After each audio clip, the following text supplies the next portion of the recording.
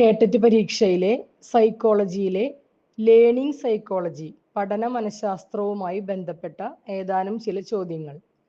മനഃശാസ്ത്രത്തിന്റെ പിതാവ് എന്ന് വിളിക്കപ്പെടുന്നത് ആരെയാണ്? വില്യം വുണ്ട്. മനഃശാസ്ത്രത്തിന്റെ പിതാവ് എന്ന് വിളിക്കപ്പെടുന്നത് ആരെയാണ്?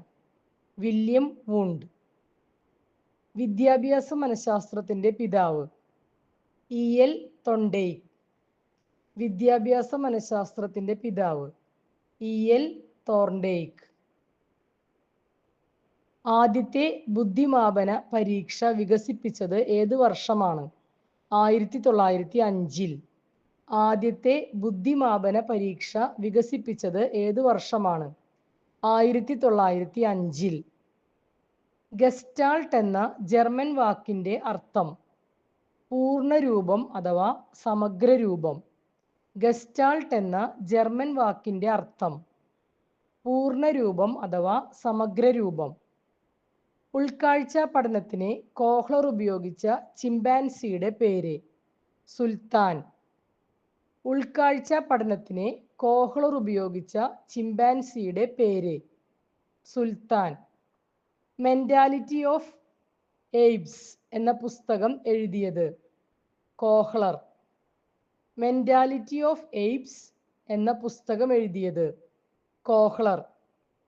കുട്ടി ഒരു ശൂന്യമായ സ്ലേറ്റ് ആണ് എന്ന് പറഞ്ഞത് ജോൺ ലോക്ക്.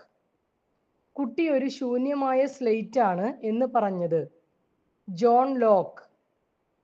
എമിലി എന്ന വിഖ്യാത ഗ്രന്ഥത്തിന്റെ കർത്താവ് റൂസോ. എമിലി എന്ന വിഖ്യാത ഗ്രന്ഥത്തിന്റെ കർത്താവ് റൂസോ. കുട്ടിയുടെ വികാസം ഒരു ഗോവണിയോട് സാമ്യമുള്ളതാണെന്ന് പറഞ്ഞത് പിയാഷെ.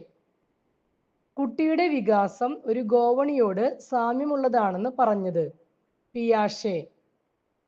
സൈക്കോസെക്ഷൽ വികാസ സിദ്ധാന്തം ആരുടേതാണ്? Sigmund Freud. സൈക്കോസെക്ഷൽ വികാസ സിദ്ധാന്തം ആരുടേതാണ്? Sigmund Freud. ഫ്രോയിഡിന്റെ അഭിപ്രായത്തിൽ വ്യക്തിത്വത്തിന്റെ അടിസ്ഥാന ഘടകങ്ങൾ ഐഡി, ഈഗോ, സൂപ്പർ ഈഗോ. ഫ്രോയിഡിന്റെ അഭിപ്രായത്തിൽ വ്യക്തിത്വത്തിന്റെ അടിസ്ഥാന ഘടകങ്ങൾ ഐഡി, ഈഗോ, സൂപ്പർ ഈഗോ. ഉടൻ സംതൃപ്തി ആഗ്രഹിക്കുന്ന മനസ്സിന്റെ ഭാഗം ഐഡി. ഉടൻ സംതൃപ്തി ആഗ്രഹിക്കുന്ന മനസ്സിന്റെ ഭാഗം ഐഡി. യുക്തിക്കും യാഥാർത്ഥ്യത്തിനും അനുസരിച്ച് പ്രവർത്തിക്കുന്ന മനസ്സ് ഈഗോ. യുക്തിക്കും യാഥാർത്ഥ്യത്തിനും അനുസരിച്ച് പ്രവർത്തിക്കുന്ന മനസ്സ് ഈഗോ. മനസ്സിന്റെ ധാർമ്മികമായ ഭാഗം സൂപ്പർ ഈഗോ. മനസ്സിന്റെ ധാർമ്മികമായ ഭാഗം സൂപ്പർ ഈഗോ. ബോധ മനസ്സിനേക്കാൾ വലുതാണ് ഉപബോധ മനസ്സ് എന്ന് പറഞ്ഞത് ഫ്രോയിഡ്. ബോധ മനസ്സിനേക്കാൾ വലുതാണ് ഉപബോധ മനസ്സ് എന്ന് പറഞ്ഞത് ഫ്രോയിഡ്. ഫീൽഡ് തിയറി ആവിഷ്കരിച്ചത് ആര്? Kurt Levin. ഫീൽഡ് തിയറി ആവിഷ്കരിച്ചത് ആര്? Kurt Levin. ആർക്കെറ്റൈപ്സ് എന്ന പദം വ്യക്തിത്വവുമായി ബന്ധപ്പെടുത്തിയത് കാൾ യുങ്. ആർക്കെറ്റൈപ്സ് എന്ന പദം വ്യക്തിത്വവുമായി ബന്ധപ്പെടുത്തിയത് കാൾ യുങ്. സൈക്കോളജി എന്ന പദം ആദ്യമായി ഉപയോഗിച്ചത് റുഡോൾഫ് ഗോക്കൽ. സൈക്കോളജി എന്ന പദം ആദ്യമായി ഉപയോഗിച്ചത് റുഡോൾഫ് ഗോക്കൽ. പ്രകൃതിവാദത്തിന്റെ വക്താവ് റൂസോ. പ്രകൃതിവാദത്തിന്റെ വക്താവ് റൂസോ. ആത്മനിഷ്ഠമായ ബുദ്ധിശക്തി പരിശോധനാ രീതി അന്തർനിരീക്ഷണം ഇൻട്രോസ്പെക്ഷൻ. ആത്മനിഷ്ഠമായ ബുദ്ധിശക്തി പരിശോധനാ രീതി അന്തർനിരീക്ഷണം ഇൻട്രോസ്പെക്ഷൻ. അടുത്തതായിട്ട് സൈക്കോളജിയിലെ വികാസഘട്ടങ്ങളും പ്രത്യേകതകളും എന്ന ഭാഗത്തു നിന്നുള്ള ഏതാനും ചോദ്യങ്ങളാണ്. വസന്തകാലം എന്ന് വിശേഷിപ്പിക്കപ്പെടുന്ന ഘട്ടം കൗമാരം. വസന്തകാലം എന്ന് വിശേഷിപ്പിക്കപ്പെടുന്ന ഘട്ടം കൗമാരം. കുട്ടികൾ ലിംഗവ്യത്യാസമില്ലാതെ ഒരുമിച്ച് കളിക്കുന്ന ഘട്ടം ബാല്യം. കുട്ടികൾ ലിംഗവ്യത്യാസമില്ലാതെ ഒരുമിച്ച് കളിക്കുന്ന ഘട്ടം ബാല്യം. സെൽഫ് സെൻറ്റേർഡ് ആയ ഘട്ടം ശൈശവം. സെൽഫ് സെൻറ്റേർഡ് ആയ ഘട്ടം ശൈശവം. ഏത് ഘട്ടത്തിലാണ് കോൺക്രീറ്റ് യുക്തി വികസിക്കുന്നത്? മൂർത്ത സംക്രിയ ഘട്ടം 7 മുതൽ 11 വയസ്സുവരെ. ഏത് ഘട്ടത്തിലാണ് കോൺക്രീറ്റ് യുക്തി വികസിക്കുന്നത്? മൂർത്ത സംക്രിയ ഘട്ടം 7 മുതൽ 11 വയസ്സുവരെ. വികാസം ഒരു സ്പൈറൽ രീതിയിലാണെന്ന് പറഞ്ഞത് ബ്രൂണർ. വികാസം ഒരു സ്പൈറൽ രീതിയിലാണെന്ന് പറഞ്ഞത് ബ്രൂണർ. ഭ്രൂണാവസ്ഥയിലെ 3 പാളികൾ എക്ടോഡേം, മീസോഡേം, എൻഡോഡേം. ഭ്രൂണാവസ്ഥയിലെ 3 പാളികൾ എക്ടോഡേം, മീസോഡേം, എൻഡോഡേം. കുട്ടികൾ വികാരങ്ങളെ നിയന്ത്രിക്കാൻ തുടങ്ങുന്ന പ്രായം ബാല്യം. കുട്ടികൾ വികാരങ്ങളെ നിയന്ത്രിക്കാൻ തുടങ്ങുന്ന പ്രായം ബാല്യം. ഹീറോ വർഷിപ്പ് കാണപ്പെടുന്നത് ഏത് കാലഘട്ടത്തിലാണ്? കൗമാരം. ഹീറോ വർഷിപ്പ് കാണപ്പെടുന്നത് ഏത് ഘട്ടത്തിലാണ്? കൗമാരം. കുട്ടിയുടെ വികാസത്തെ സ്വാധീനിക്കുന്ന മൈക്രോ സിസ്റ്റം ഏതാണ്? കുടുംബം. കുട്ടിയുടെ വികാസത്തെ സ്വാധീനിക്കുന്ന മൈക്രോ സിസ്റ്റം ഏതാണ്? കുടുംബം.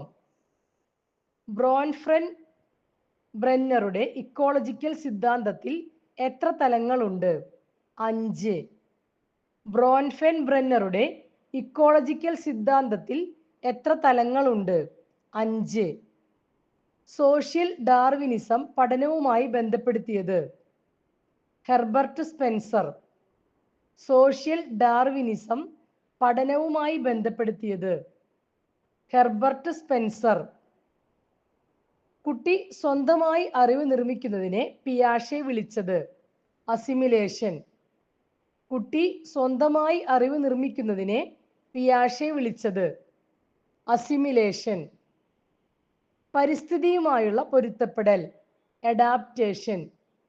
പരിസ്ഥിതിയുമായുള്ള പൊരുത്തപ്പെടൽ അഡാപ്റ്റേഷൻ. വികാസത്തിന്റെ ഏറ്റവും വേഗത്തിലുള്ള ഘട്ടം ശൈശവം.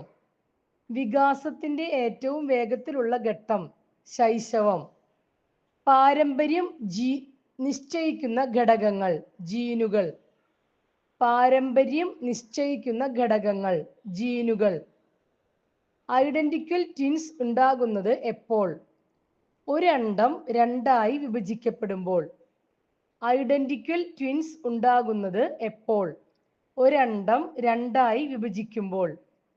ഫ്രറ്റേണൽ ട്വിൻസ് എന്നാൽ 2 വ്യത്യസ്ത അണ്ഡങ്ങൾ സങ്കലനം ചെയ്യപ്പെടുമ്പോൾ. ഫ്രറ്റേണൽ ട്വിൻസ് എന്നാൽ 2 വ്യത്യസ്ത അണ്ഡങ്ങൾ സങ്കലനം ചെയ്യപ്പെടുമ്പോൾ. ബുദ്ധിവികാസത്തെ സ്വാധീനിക്കുന്ന പ്രധാന ഗ്രന്ഥി തൈറോയിഡ്. ബുദ്ധിവികാസത്തെ സ്വാധീനിക്കുന്ന പ്രധാന ഗ്രന്ഥി തൈറോയിഡ്. വൈകാരിക സുരക്ഷിതത്വം നൽകുന്ന ആദ്യ കേന്ദ്രം കുടുംബം. വൈകാരിക സുരക്ഷിതത്വം നൽകുന്ന ആദ്യ കേന്ദ്രം കുടുംബം. കുട്ടികളുടെ കളികളെ ജീവിതത്തിന്റെ തയ്യാറെടുപ്പ് എന്ന് വിളിച്ചത് കാൾ ഗ്രൂസ്. കുട്ടികളുടെ കളികളെ ജീവിതത്തിന്റെ തയ്യാറെടുപ്പ് എന്ന് വിളിച്ചത് കാൾ ഗ്രൂസ്. Thank you.